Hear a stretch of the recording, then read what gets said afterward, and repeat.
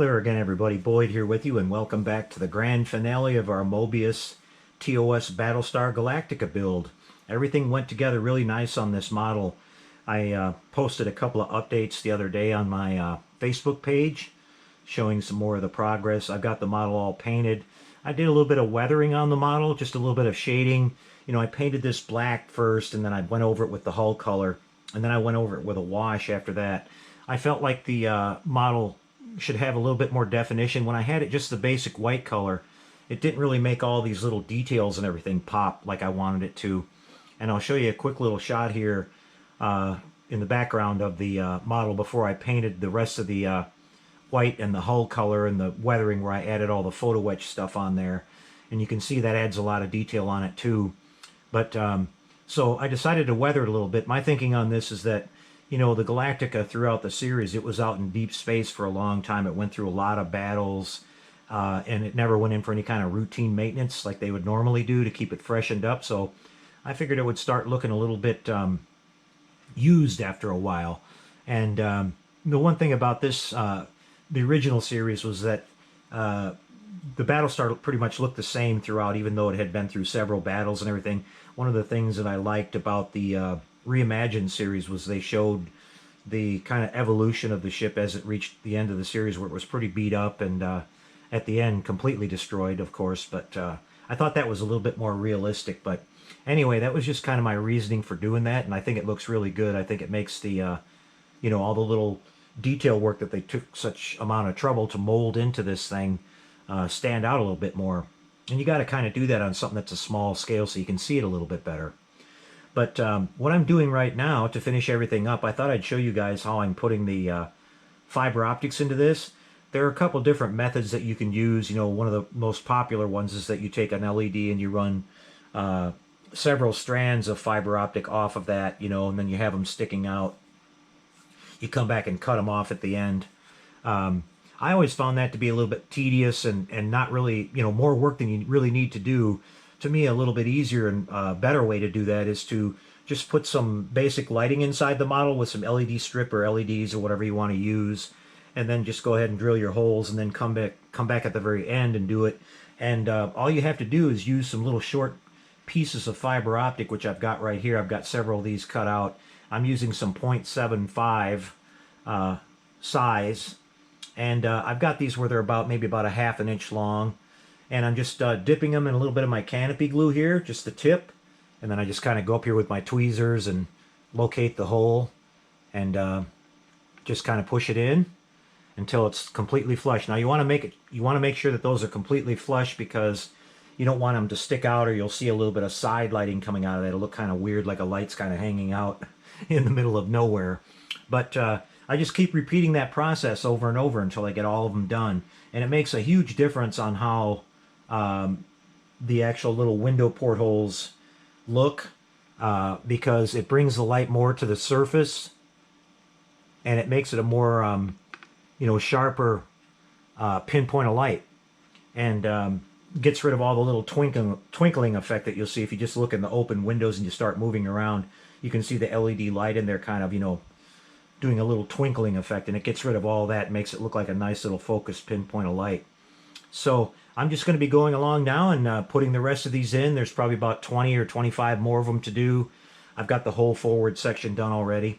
So I'll work on that and get that all finished up. And when I come back, we're going to show you the final reveal of the finished model. We'll look at it up close in some light.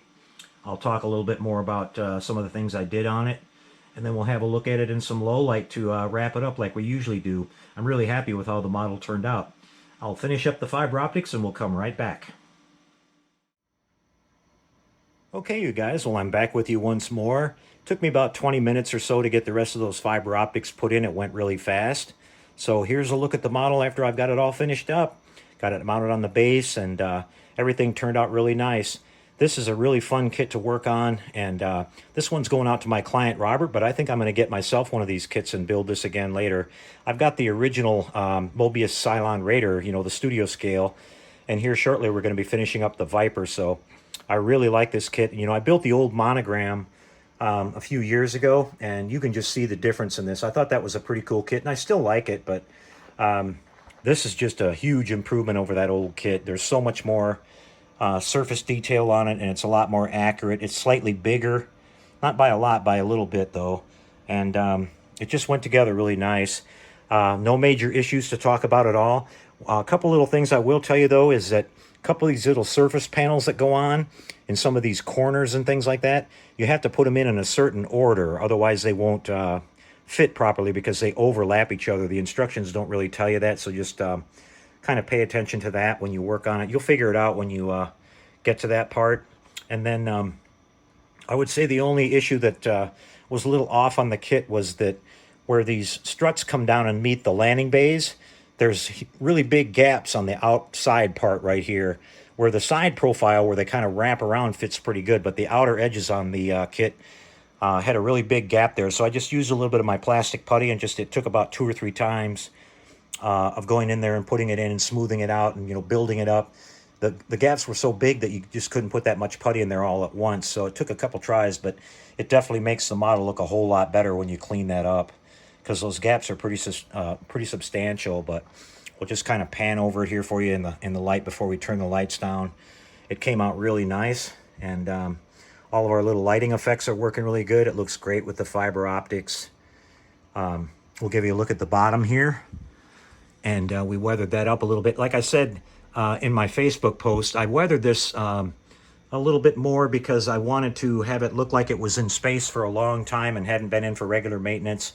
And to me, it also makes the surface detail pop a lot more. When I had it all done with just the regular off-white color, it looked pretty good. You know, when the shadows hit it a certain way, you could see the detail, but I just wanted to bring that up a little bit more. You know, they did so much work molding all that detail in that I wanted to make sure you could see it. And my reasoning is that, like I said, this ship was out there for a long time. Kind of the funny thing about this is that it never looked really battle damaged or weathered towards the end of the series like it did in the remake, where they kind of showed the evolution of the ship over time as it took more and more damage, and then finally completely, you know, broke its back and collapsed at the end, which I thought was a little bit more realistic. But, you know, it is what it is. Back in the 70s, they could only do so much. But it's just got a lot of detail. It looks really, really cool. I've always loved this design. It's a pretty close tie for me between this one and the remake. You know, this one's definitely iconic, and, you know, we all remember it for what it was. But I really think the one that came out later on, the reimagined version, has got its own strong points too. We're actually going to have a look at these side by side at the end of the video here. I built the other one a while back, and I'll show you how these look side by side. But here's a look at the base. I had some fun with this base. I decided I was going to use some of my Vallejo Space Dust paints, which are some iridescent paints. I've been itching to use those ever since I got them. And so I did kind of a nebula effect on this base here, if you can see it, with a star field. There's about 6 or 7 colors that this changes. You can see some purple, some kind of red, some green, some blue, and then we've got some star field in the background. I thought that would look kind of like the original opening credits for the TV show. And then we use the brass plaque from Paragraphics there. And when you get the decal set from HDA ModelWorks that goes with the photo etch stuff, you get a nice decal that can overlay exactly on that plaque there and make that look like it's all been painted and everything. So that's really sharp. Another quality product from Jerry. He always does such a great job on his stuff. But we had a lot of fun with that. We'll go ahead and kick the lights on here for you. And now you can see that the lighting on this looks a lot more defined and pinpoint and a little, you know, sharper than it did without the fiber optics in there. And you don't get the little twinkling lights moving around when you pan around on it either, where you can see inside the model and see the you know, see the LED strip inside there. And then we have our flashing beacon lights. I decided to go with a double blinking effect, so it didn't look too much like Star Trek. I wanted it to be a little bit different, and that turned out really nice. We've got a separate switch where we can turn that off and on. Here we have them at the rear. You can see we have the we have them on the bottom too, up there and at the bow. So that worked out really good. And here's a look at the engines. Got a nice glowing effect in there, really bright white light coming out. And you can, if you kind of look really close, you can see the photo etch screens that are in there, the kind of honeycomb pattern, which is really nice. And here's our landing bays that we did a lot of work on. I'm definitely glad we put in the effort for that. That adds something really cool to this model. I wish my camera would focus a little bit better, because you can definitely see the background in there, you know, that we put in, that wall with the forced perspective of the rest of the landing bay in there. So that's how she's looking in some regular light here, guys. We'll come back here in a second. We'll dim the lights down, and we'll show you how it looks there. And then we're going to finish up with one little segment where we'll show you both of these side by side. This one and the reimagined version that Moebius put out a little bit later. Be right back. All right, everybody. Well, here's a look at the model in some low light. And while we're just kind of pausing here for a second, I'll put in the upper left-hand corner a flyby shot of the ship in the original series. And you can see that they definitely used a little bit of warm white lighting on that, with some kind of, you know, I think back then they were using the old iridescent bulbs, probably grain and wheat bulbs or whatever they had. But so I tried to mimic that. And the main thing that we added different is I did the Raytheon lighting here for the Galactica word on the side. Hopefully I can get my camera up there. It's brighter on the camera than it looks in person. In person you can clearly see the Galactica word and all that. It looks pretty cool. But I tried to put most of the window groups in the same spots. And of course the only difference we have is we have the flashing strobes on there. But like I said, we can hit this button here and we can turn those off if we want to. So Robert will have that option. Here's a look at the front end where you can see the bridge. We'll just kind of sweep over the top here for you. And along the sides. Back here we have our engines again in some low light. I love how they put out that nice bright white light. The landing bays again.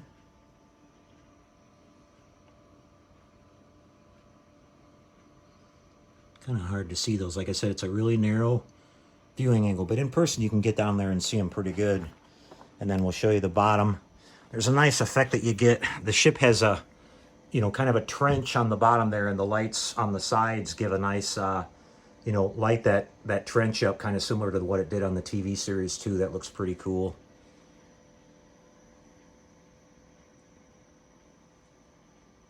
Really a nice model when it's all done.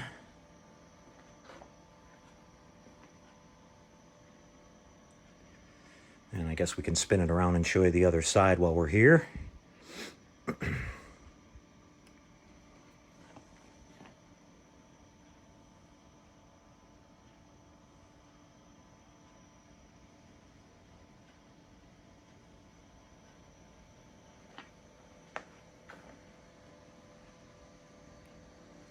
Okay, you guys. Well, that's about it for the Galactica. We'll come back one more time here. And we'll bring out the other reimagined version and have a look at these side by side, so you can kind of get an idea of what the difference in size and scale and some of the details on both of the kits. Be right back with that to wrap things up, everybody. Okay, you guys. Well, here's one final shot of the two ships side by side. You can tell right off the bat that the TOS version is quite a bit larger than the reimagined version from Moebius, but they both have their strengths, in my opinion. I really like the kind of more tank-like look that the reimagined version has. And, of course, the Aztec detailing on that really is cool, too. But we had fun when we built that one up, too, and it was another really nice kit that went together really nice. Here's the FTL engines on it and the landing bays. We didn't do a sequencer on that one, but we got the bays all lit up and stuff. And it's got some nice lighting. That red detail there in the retractable bays I thought was pretty cool. And some more fiber optics down below on that one. Get you a little look at the front of it. Yeah, it's too bad that this kit isn't a little bit bigger, or they were close to the same size. That would be a really nice display. They still look pretty good together. But comment down below, guys, which one is your favorite, or maybe you like them both. I'd like to hear what you guys think, what your opinions are about the original versus the new. I really enjoyed the new series myself. The ending was a little bit, you know, different, but the whole series was pretty good. Okay, you guys, well, I hope you enjoyed the build series here on the TOS Galactica. We're going to get this one sent off to my client, Robert. I'll be getting a hold of him pretty quick and get this out to him. So we're going to be starting on a couple more projects. We got the Halloween build. We got the cancer awareness build. We've got the 22-inch Eagle I forgot to mention in the last video that's coming up really shortly. I've just been gathering up a few more little odds and ends for that kit. And then we start the Titanic in November. And once we start the Titanic, that's not the only model I'm going to be on. That's going to take a long time to build, and I'll be putting it off to the side here and there, and we'll be coming back with some other builds in between over the winter. So you guys can look forward to that, and we'll see you there. All right? Take care, everybody. We'll see you next time, and happy modeling, everyone.